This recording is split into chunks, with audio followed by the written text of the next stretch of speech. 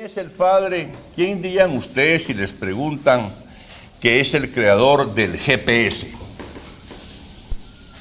De los sistemas geográficos de localización y todo eso. ¿Quién crea el fundamento para que eso sea desarrollado? ¿A quién se lo atribuyen ustedes? Pues a Descartes. A Descartes. ¿Descartes de qué siglo es? Siglo XVI, del 1500, 1600, ahí está por Newton, por Galileo y eso está Descartes por ahí. ¿Y qué introduce Descartes? El sistema de coordenadas, un sistema cartesiano. Antes no se podían ubicar. Imaginen ustedes lo trágico que era para los marinos y era un problema que enfrentaban todos los que manejaban la marina mercante en ese entonces. El barco salía y ¿por dónde va? ¿Y a dónde va? ¿Cuál es su localización? Ahí no había comunicación, no había nada. Y es una idea que ustedes la ven muy simple. Sin embargo, en la humanidad pasaron miles de años para que alguien tuviera la idea de decir, miren muchachos, podemos representar un punto por dos números. Entonces, Descartes define el plano cartesiano.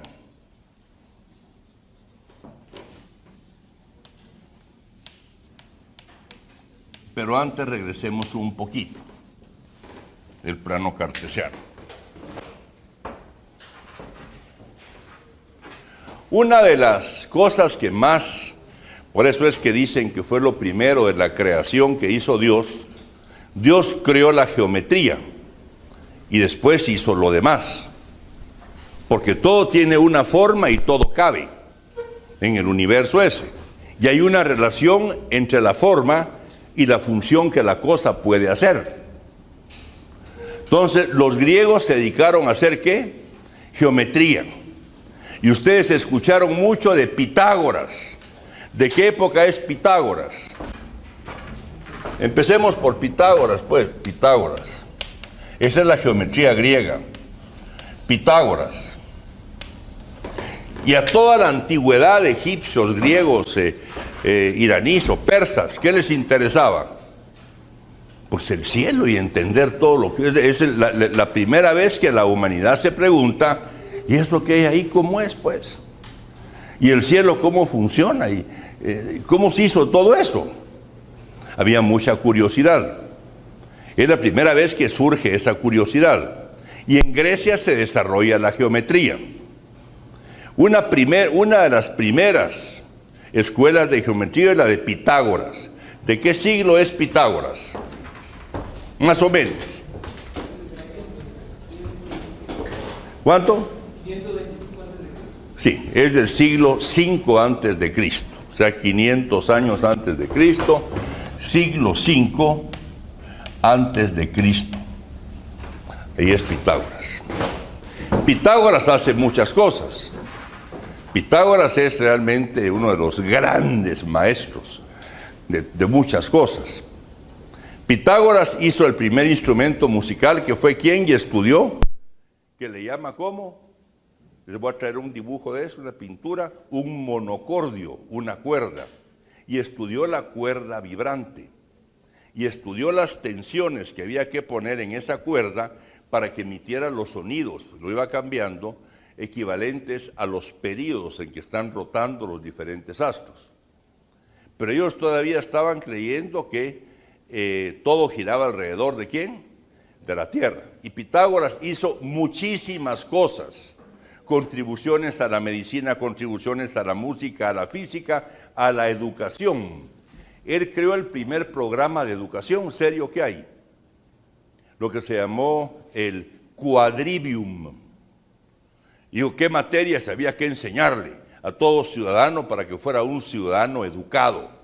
Hizo un plan de educación, un día les hablo del quadrivium, y hizo muchas cosas Pitágoras. Entre eso, lo que ustedes saben, y es por lo que siempre lo enseñan en el colegio, es el teorema ¿de quién? De Pitágoras. Entonces a Pitágoras le interesaron todas las figuras geométricas. No había física en ese entonces, no habían teorías. Por ejemplo, más adelante con Platón surgen lo que son los sólidos o cuerpos platónicos. ¿Cuáles son los cuerpos platónicos? ¿Cuáles son los cuerpos platónicos? Está el tetraedro. El tetraedro regular, que está formado por triángulos, ¿qué? Equiláteros, ¿verdad? Es una pirámide con base triangular donde todos los lados, las aristas, son iguales. ¿Qué más está? El cubo. Este es el tetraedro. De ahí viene el hexaedro, que es el cubo.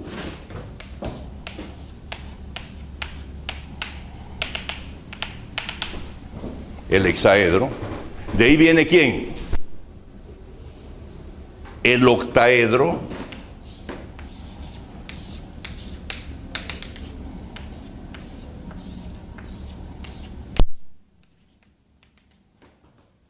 Estos son 8, 6, 4. De ahí viene ¿quién? Uno dice, el de 9. No, de 9 no hay. De ahí les voy a plantear un problema para que empiecen a pensar. Pero ese problema no es tan simple y es un problema que se resolvió hasta en el siglo XX, en parte. De ahí viene el decaedro. ¿Habrá uno de 10 lados o no? Caras. No, no hay. El de 11 caras, no hay. Y el siguiente que hay es ¿quién? El de 12 caras, que es el dodecaedro. Y en el dodecaedro las caras son ¿qué? Pentágonos regulares. Pentágono regular tiene 5 lados y todos son de igual longitud. El primero que lo instruyó y lo construyó fue Eudoxos. Recuérdense que estos pobres griegos, ¿qué instrumentos tenían para hacer algoritmos? Un compás y una regla. No había un cálculo simbólico. O sea, Pitágoras no escribió a cuadrado más b cuadrado igual c cuadrado. Él no sabía hacer potencias. Ellos sabían hacer figuras. Y Pitágoras lo que escribe es, dibuja un triángulo rectángulo. Eso es lo que Pitágoras sabía. Hace un cuadrado aquí, hace un cuadrado aquí y hace un cuadrado aquí.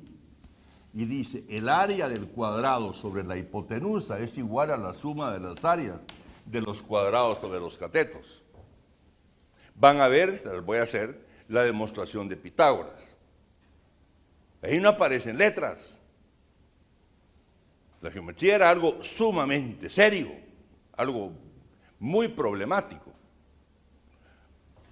Bueno, yo les preguntaría a ustedes, ¿saben hacer un cubo? Sí, ¿va? Lo pueden hacer con pajillas. Con pajillas de tomar agua, así.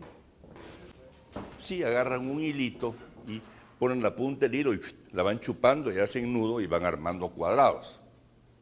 Entonces, para hacer un cubo, hacen aquí un cuadrado. Tienen que poner uno aquí y otro aquí. Estos se van a doblar. Pero tiene que venir otro aquí y otro aquí.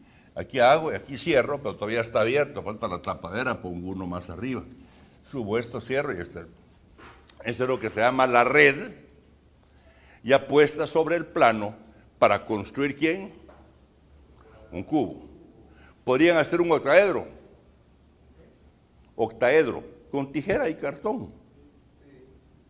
¿Sí pueden? Bueno, pero ojo, abriendo la red, no cortando 8 triángulos y viendo cómo pegan las esquinitas, así todo eso se va a ver bien gacho, ¿eh? Sino que tienen que desenvolver eso. Después viene un dodecaedro. Ahí las caras son pentágonos regulares, lo pueden hacer. Vamos a proyectarles algunos. Se debería poder hacer. Entonces surge una pregunta, un problema que debían de preguntarse ustedes. Con un polígono de n lados, un polígono regular. Regular quiere decir que la longitud de los lados es siempre, todos son como iguales. Podemos armar un poliedro cerrado. ¿O me queda un hoyo en algún lado? Un poliedro es un cubo es hacer de la figura plana, empezarla a doblar para formar una figura en el espacio, es un sólido en el espacio, cuyas caras son polígonos. Los polígonos son figuras geométricas acostadas, ¿dónde? En el plano. Y el poliedro es cuando lo ven pegado así, como el panal de abejas, algo así, ¿verdad? Podrían ver en el panal de abejas qué polígonos aparecen ahí. Porque cada una de las celditas de la abeja es un ¿qué? Es un hexágono. Entonces, esas tienen su significado. Entonces, la pregunta es, si les dan, digamos que se las dan ya recortadas, les dan triángulos, vieron que pueden hacer esta pirámide, pero con triángulos, ¿qué más podrían cerrar? Vieron que aquí con el tetraedro son 4 triángulos, 4 caras.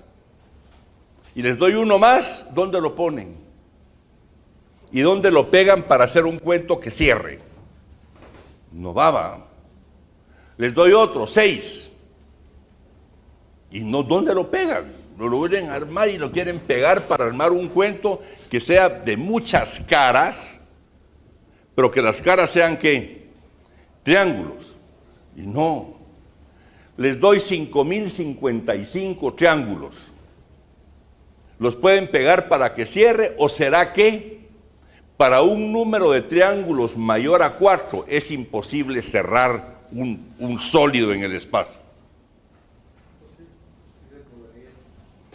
Es un problema interesante, ¿verdad? Si quieren, jueguen con eso, ¿eh? Es muy complicado. No se sientan frustrados si no sale, ¿verdad? Porque hay muchos matemáticos que han tronado en eso. Euler fue de los que más le entraron a eso, de los grandes, ¿verdad? Y hay muchos problemas abiertos, se llama teoría de politopos ahora, y es ver qué sólidos pueden formarse. Pero Platón hizo una física, es el padre de la primera física. Y Platón dijo que todo está formado ¿por cuánto? Por 5 elementos. Todo en el universo son 5 elementos. Los 5 elementos son ¿quiénes? Tierra, aire, fuego, agua y el éter, la quinta esencia, decía él. Y la quinta esencia es la que forma los cuerpos que celestes, los que están en el cielo. Y ahí está la perfección. Por eso es que él conjeturaba que las órbitas son lo que ellos consideraban lo más perfecto que había, es la circunferencia. Entonces decían, esas son las órbitas de todos los astros allá arriba, los cuerpos celestes. Ahí empieza la física de él, que todo está, y entonces identifica cada uno de los cuerpos platónicos. Yo los tengo arriba, les voy a traer el tetraedro, el cubo, el octaedro, el icosaedro, el dodecaedro, y decía Platón, estos cuerpos están ligados con la estructura total del universo. Hizo más pensamientos, ¿verdad? Él fue el primero en hacer lo que realmente se conoce hoy en día como cálculo de variaciones. Y el cálculo de variaciones enuncia un principio universal muy importante. Y dice, todo lo que se da en el universo, aún las relaciones entre las personas, obedece a un principio extremal. ¿Qué es un principio extremal? Algo se va a maximizar y algo se va a minimizar. Por ejemplo, si ustedes tienen una empresa, ¿qué quieren que sea un máximo? Las utilidades. Ustedes quieren ganar lo más posible. ¿Y qué quieren que sea un mínimo? Sus costos, ¿verdad? Entonces sus costos quieren que sea la diferencia entre costos y lo que son los ingresos, les da la utilidad.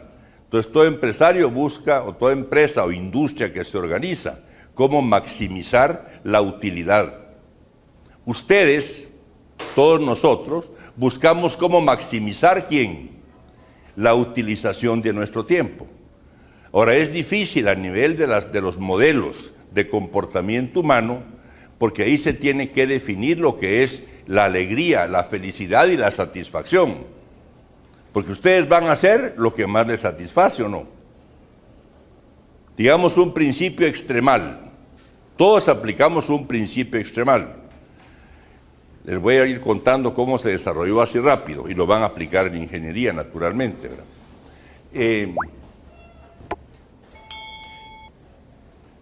La canasta de consumo de ustedes, de todos nosotros, de un ser humano, lo que va a consumir de lo que hay, tiene una limitación, que es ¿cuál?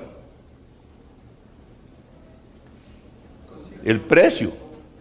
Digamos que hay, si me pego un saltito aquí para que se relajen de los poliedros, que se asustaron, les vi un poco cara de susto por ahí, porque ustedes van a calcular pi a partir de los polígonos regulares. Porque si empiezo a partir y a partir y a partir y a partir y a hacer el lado de los polígonos cada vez más pequeño, llego siempre ¿a quién? A una circunferencia. Y los griegos demuestran que todo polígono regular está inscrito a una circunferencia. Entonces, cuando el pedazo se vuelve muy chiquito el lado, me estoy acercando ¿a quién? Al largo de la circunferencia. ¿Qué es el perímetro? No, el perímetro es, si tengo un triángulo, ¿cuál es el perímetro del triángulo? La suma de los largos de los lados.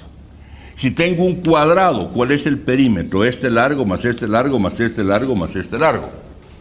Si tengo una circunferencia, y la corto con una tijera y la estiro y la mido, ¿cuánto me da de perímetro? No sé si lo saben.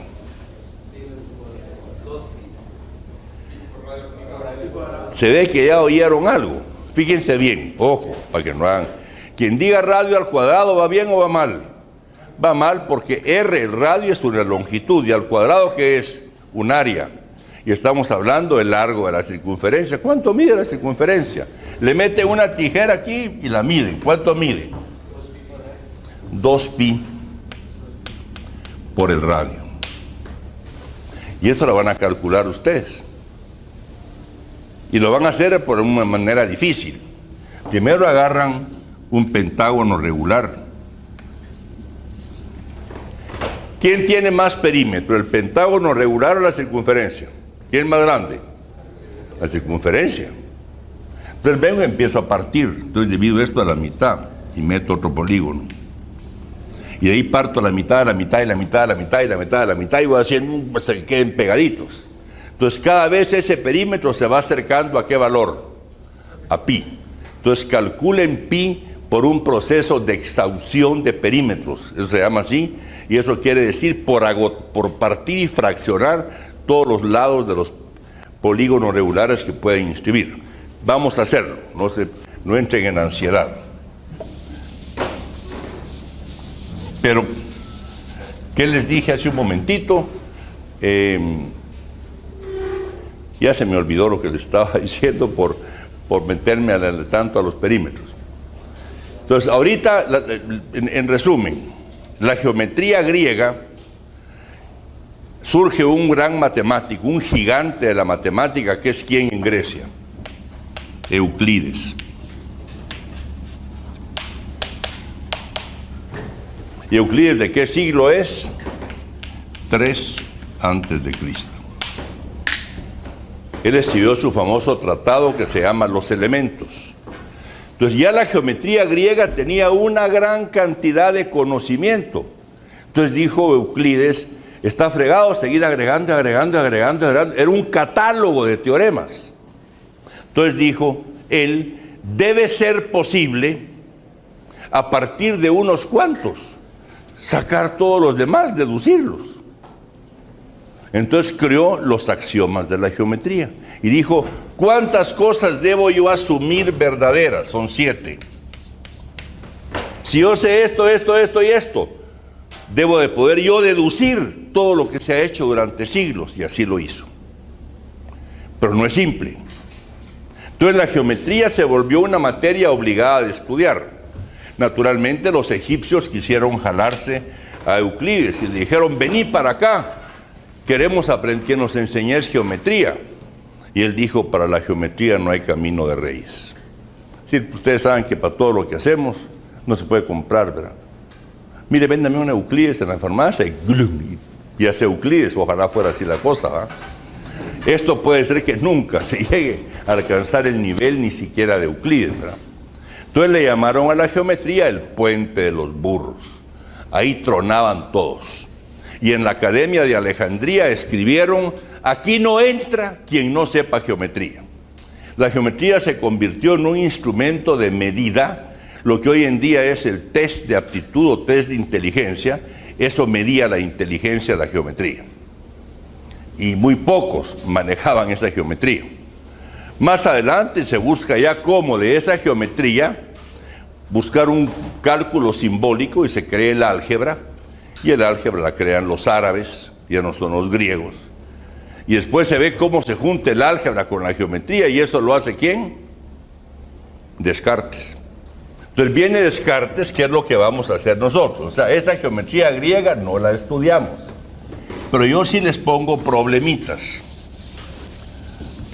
Les pongo problemitas. Si yo les estaba hablando del cálculo de optimización, ¿verdad? Y que todo busca un máximo, un mínimo. Les hablamos del consumo y podemos hablar de muchas cosas más poco a poco. Ahora veamos. De repente surge una cabeza fuera de serie, Descartes, de algo que hoy en día ustedes estudian en la escuela. Y hay un libro que se llama El libro secreto de Descartes. O sea, cuando Descartes hizo eso, dijo: esto es tan valioso que me lo van a robar. La geometría es necesaria, hasta para el diseño de edificios, diseño de armamento, diseño de todo, diseño de ciudades. La geometría es básica, sin geometría no se puede hacer nada, pero muy difícil.